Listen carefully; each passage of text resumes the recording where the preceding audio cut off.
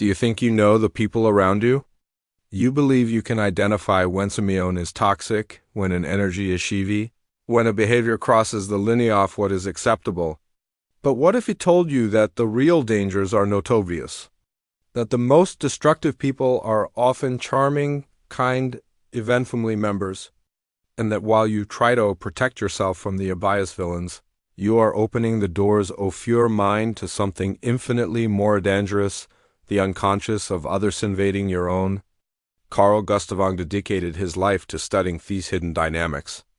In his work, The Ego and the Unconscious, he reveals that most of what truly governs us is not under our conscious control. This applies not just to you, it applies to everyone. And that is precisely where the danger lies. Because when someone is blind to their own darkness, that shadow seeks a host, and often that host is you. Perhaps you have never stopped to think about this. But think now. How many times have you felt emotionally drained after talking to someone? How many times have you been blamed for something you didn't do or treated as savior of a tragedy that wasn't even yours? Jung called this projection an unconscious mechanism the other projects onto you what they refuse to see in themselves. From that moment on, you cease to be a person and become a symbol, a mirror, an imaginary enemy, an idealized hero. And all these shave something in common. None of them is truly you. But the most frightening part is that often you don't even realize you are in this game. You think you are helping, that you are being empathetic, that you are being mature. Meanwhile, you are sinking into a psychological field that is not yours, trying to resolve conflicts that are not yours, being manipulated by dynamics that were not created by you, but now control you. And it's not just a brutal intention Edpol. Jung made it clear the great stingers do not come from conscious perverts, but from unintegrated, unconscious ones. They are those who live alienated from their own psyche, dominated by masks, traumas, complexes, and repressed desires. They are Notville. They are dangerous. And this danger is silent. It doesn't come in through the front door. It infiltrates daily through small comments, violent accusations, loaded silences, until you start to doubt yourself. And when you lose contact with your own psychic reality, you become part of their shadow. Perhaps you are going through exactly this right now in a relationship, in a friendship, in a work environment, even within your own family. And perhaps you are blaming yourself, trying to understand what is wrong with you. The answer is nothing, but there is something deeply wrong with the way you are being used as a self or someone else's unconscious. In this video, we will expose one by one the 6 types of people that Jung would identify as emotionally dangerous types that act not with deliberate malice but with internal forces they themselves do not understand. And that is why they are so destructive. We will use Jung's words, his concepts and warnings directly from his works such as Ion, The Ego and the Unconscious and Archetypes and the Collective Unconscious to show you how to recognize these profiles. But more than that, we will open your eyes to the possibility that perhaps, just perhaps, one or more of these profiles is within you as well. Are you ready? Then take a deep breath and move forward. But be warned, after hearing this, you will no longer be able to look at people or even at yourself the same way. Imagine living with someone who blames you for everything they feel, who turns your presence into a trigger, who makes you feel responsible for emotions you never caused. At first, they seem fragile, sensitive, deep, but over time you realize you are being dragged into a battlefield that isn't yours and where you are already at a disadvantage. This is the unconscious manipulate. Someone who is unaware of their own wounds but projects them onto others as a form of psychic survival, Jung said. What we do not confront in ourselves, we will encounter as fate, and often this fate has a name, a face, and shares the table with you. The unconscious manipulator is someone dominated by repressed content, unintegrated traumas, unprocessed emotional fragments. Instead of looking inward, they aim at you and turn you into a canvas for their internal conflicts. This type of person lives in a state of chronic rejection. According to Jung, projecting is an inevitable function of psyche, but if unrecognized, it becomes destructive. In the book, The Ego and the Unconscious, he states that projection causes a kind of psychic blindness, a prison where the other ceases to be seen as they are and becomes used as a symbol of what is hidden in us. This is exactly what the unconscious manipulate does. They do not see you, they see a lost part of themselves and react to it as if it were real. These people often position themselves as victims. Everything that happens is someone else's fault, never theirs. When they feel anger, it's because you provoked it. When they are sad, it's because you disappointed them. When they feel inferior, it's because you think you are superior. This distortion is so subtle that you start to question yourself. Was I really insensitive? Did I say something wrong? Am I toxic?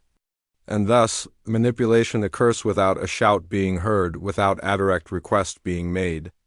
It's all-emotional, unconscious, and absolutely effective. Worse still, often these people are charming. They have charisma, sensitivity, an aura of emotional intensity. This creates a trap because they think you can help them, heal them, understand them better than others. But what you are doing in practice is sacrificing your psychic health, trying to rescue someone who refuses to devento themselves. And the more you try, the more you'll sink. Jung warns us that these patterns of projection are especially dangerous best they place us in a symbolic role. Savior, enemy, traitor, father, mother, anything but who we really are. And living in a symbolic bond is living in an illusion. You cease to be seen as a subject and are treated as a distorted reflection of the other's unconscious.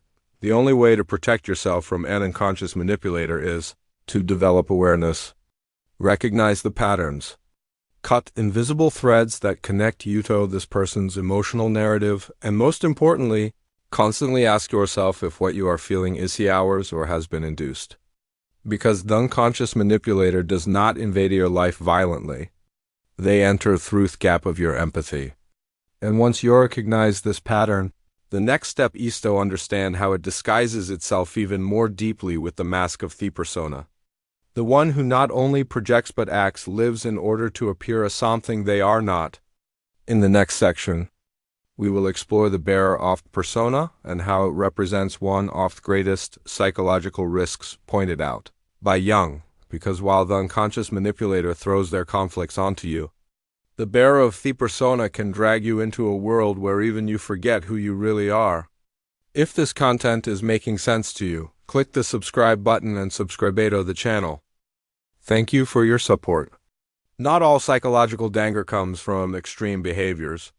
Some metaphysic comes from what seems too perfect, from the ever-ready smile, from the impeccable posture, from the flawless image. We live in an era of appearance where being is less important than seeming. And this for Jung was a serious problem because when someone identifies too much with their own persona, the social mask we use to adapt to fueled. They risk completely discounting from their essence. And those who live for the mask not only lilos themselves but also begin to distort everyone around them. In the book, The Ego and the Unconscious, Jung states that the persona is what someone is not but what he and others think he is. In other words, an artificial construction shaped by social, familial, and professional expectations. In itself, the persona is not a mistake. We'll use it. It allows us to fulfill social roles to be a doctor, teacher, brother, friend. The problem begins when someone believes they are only that. When the mask sticks to the face and of everything that is spontaneous, vulnerable, and authentic is locked in the basement of the psyche. The bearer of the persona is the master of functionality. They say what others want to hear. They behave in the right way. They avoid conflicts at all costs. But behind the curtain of control, there is a soul in ruins. Because the more they sustain the image, the more they suffocate the self. And this repression sooner or later exacts its price. For those who live with this type of person, the impact is profound. You feel that something is wrong, but you can't say that. There is a lack of spontaneity, of truth, of depth in the interactions. Everything seems rehearsed. And worse, the bearer of the persona projects this demand for perfection onto you as well. They expect you to perform, to fit in, to collaborate with the theater. If you express something outside the script, an intense emotion, A doubt, a pain, their treat, become uncomfortable, shut down because everything that reminds them of hut is repressed within becomes unbearable. Jung warned that this type of identification with the persona is one of the greatest threats to the process of individuation, the path of self-knowledge and integration of the unconscious. For him, the real danger begins when the individual is hypnotized by the role they play, believing they are what others see. And that is exactly where risk lies. When someone lives on Lido, be accepted, recognized, praised, they become a hostage to their own facade. And everything that is genuinity is suffocated behind the veneer. Living with someone like this can lead you to doubt your own spontaneity. You start to policy yourself, to measure your words, to hide parts of yourself that don't fit the ideal narrative. Gradually, you also begin to wear a mask and don't even notice. Coexisting with a bearer of the persona is not just artificial. It is contagious. But there is something even darker than that. Because when someone represses what they feel, think, and desire for too long, it doesn't disappear. It accumulates. It ferments in the unconscious until it transforms into shadow. And then we enter an ever more dangerous territory, that of denied emotions that return with explosive force. In the next section, we will devento the figure of the owner of their pressed shadow, the one who refuses to see their own dark side until it explodes. There is a type of person who lives controlled, polished, restrained, always correct, always moderate, always polite. But behind this veneer of balance lies a force about to break free. Because everything they consider wrong, ugly, or unacceptable is simply pushed down into the basement of the soul. It is not overcome nor transformed. It is merely repressed. This is the essence of the owner of their pressed shadow. Someone who tries to blight all the time until the darkness takes control. Carl Jung dedicated a good part of his work to understanding the shadow. In Ion he states, "The shadow is everything that the individual refuses to recognize in themselves and yet insists on manifesting in some way." We're not talking about something external. The shadow is not the evil of the world. It is not the other. It is not the enemy. The shadow is internal. It is the hatred you do not admit to feeling. It is the envy you rationalize. It is the sexuality you repress.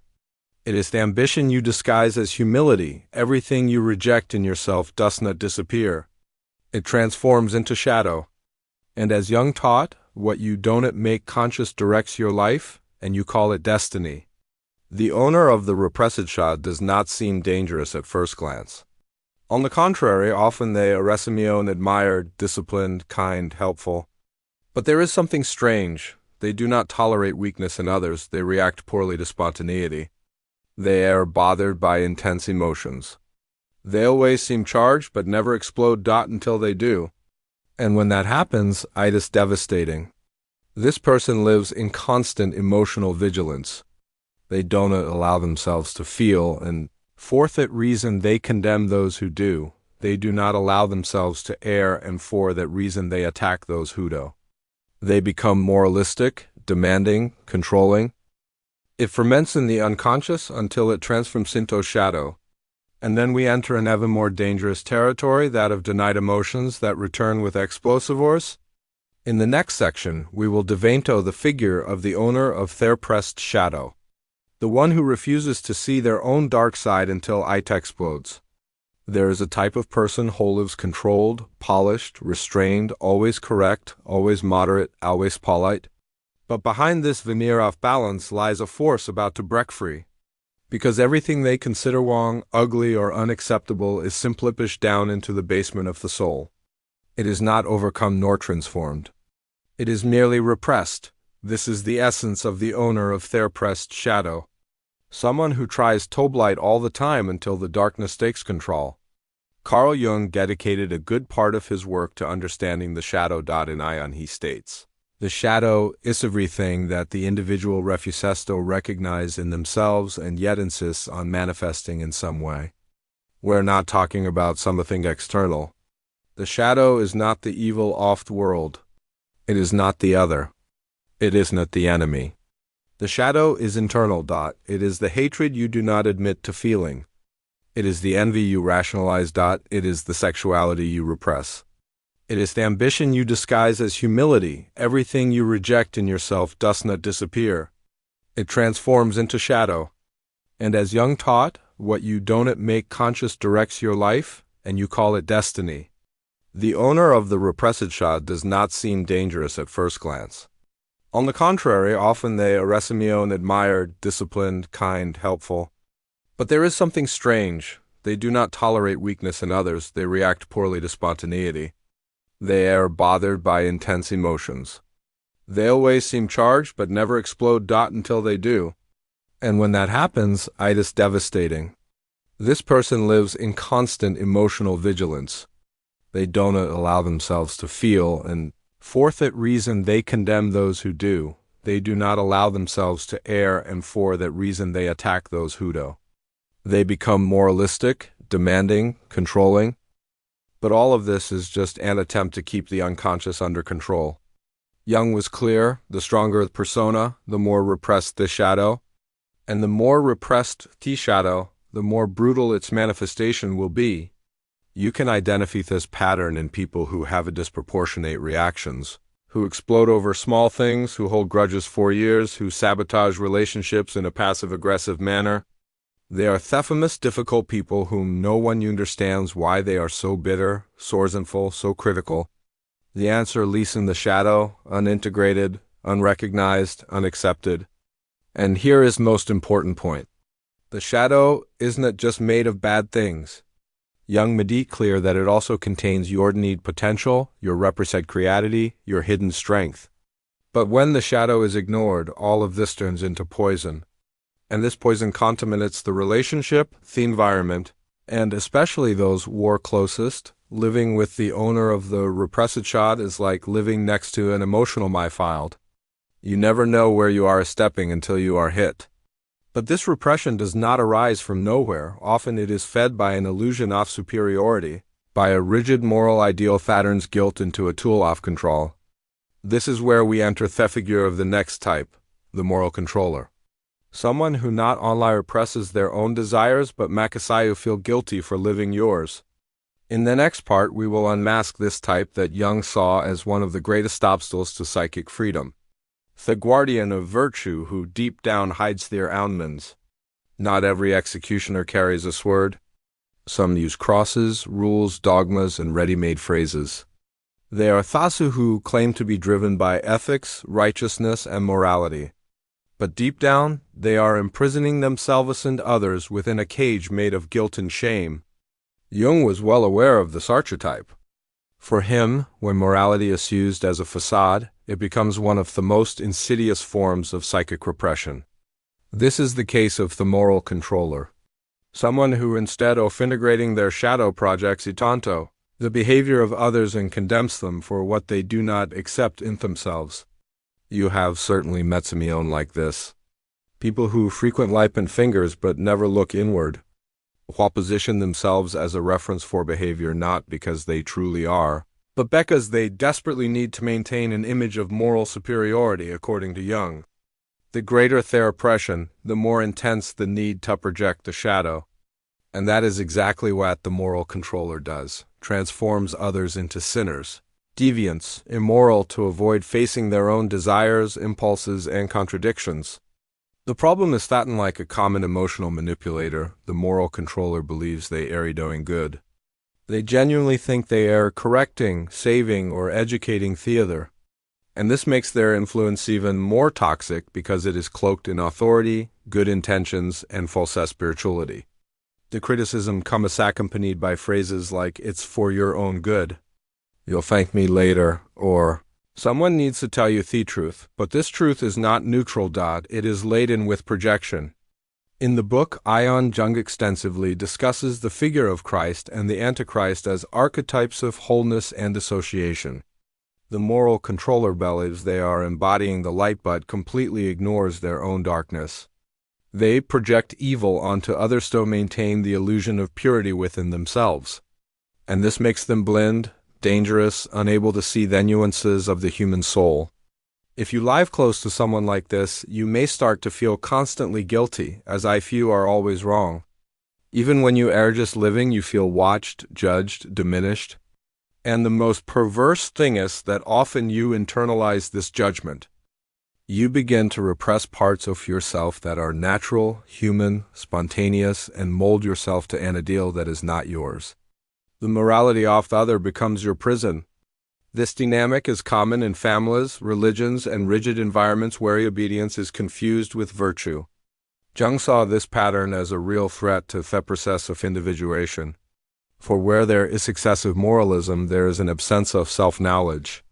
The extreme moralists does not want truth, they want control, and when they cannot control the external world, they begin to control the internal world of those around them. But the moral controller is not the only one, guided by unconscious forces. There is another type that is even more volatile, unstable, and unpredictable, the complex. While the moralist represses and projects, the complex individual is completely dominated by unconscious contents and reacts from them like an emotion output. In the next part, we will dive into this explosive territory where a consciousness loses control and traumas take the wheel of the psyche. Prepare to encounter the type of person who can embrace you today and destroy you tomorrow without even knowing why. If what you're hearing resonates with you, you'll find real value in my ebook, Beyond the Shadow. It breaks down Jung's core ideas and gives you tools to understand yourself more deeply. Link is in the pinned comment. Imagine living with someone who at one moment is sweet, affectionate, generous, and in the next moment explodes in anger, shuts down in silence, or accuses you of something that never crossed your mind. A compliment turns into a demand, a joke becomes aggression. A gesture of affection is interpreted as a threat. No matter what you do, it seems you are always treading on unstable ground. This is the experience of those who live alongside a person dominated by unconscious gospels. The complex for Jung complexes are autonomous nuclei of emotion and memory that reside in the unconscious and can take control of consciousness at any moment. They are like fragmented personalities within us created by traumas, psychic wounds, and unrest of adversity.